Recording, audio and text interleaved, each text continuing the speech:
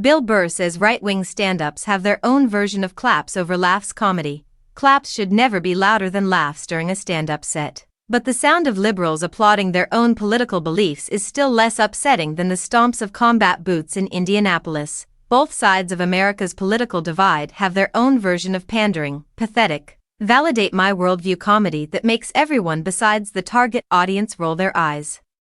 Back during the George W. Bush era, when every left-leaning stand-up was trying to cash in on the popularity of The Daily Show, then Saturday Night Live writer Seth Meyers coined the term clapter to describe the applause that easy dunks on an unpopular president earned in clubs across America's most purple-haired, bleeding-hearted metropolitan areas.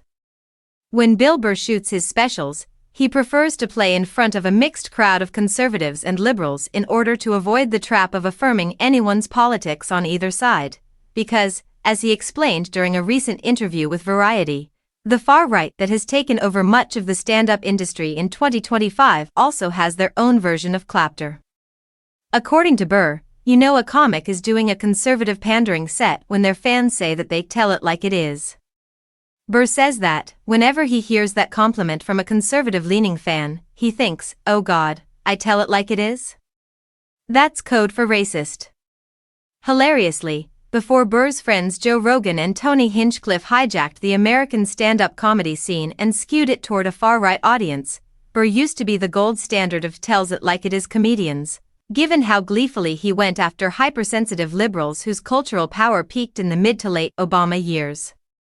For that reason, conservative comedy fans who were biding their time until A-list, stadium-playing comedians would go after transgender people and immigrants again believed that Burr was on their side of the budding culture war. But after Burr began blasting the hypocrisy of Donald Trump and his buddies while singing the praises of alleged billionaire killers like Luigi Mangione, conservative comedy fans turned on Burr and lobbed personal attacks at the comedian, blaming what they perceived to be a leftward shift in Burr's political leanings on his wife Nia Renee Hill. Many of the attacks on Burr and his wife, who is a black woman, have been racial in nature, proving Burr's point that the kinds of angry white guys who like tell it like it is comedy are the same crowd who greet each other with Elon Musk's heart-sending gesture. Unfortunately for them, Burr no longer tells it like it is, now that the political majority he's ripping is the one that wants to erase black Americans from the history books and stop educators from talking about how bad slavery was. I guess the right-wing comedy crowd only wants to hear how it is when it's another racist white guy doing the telling.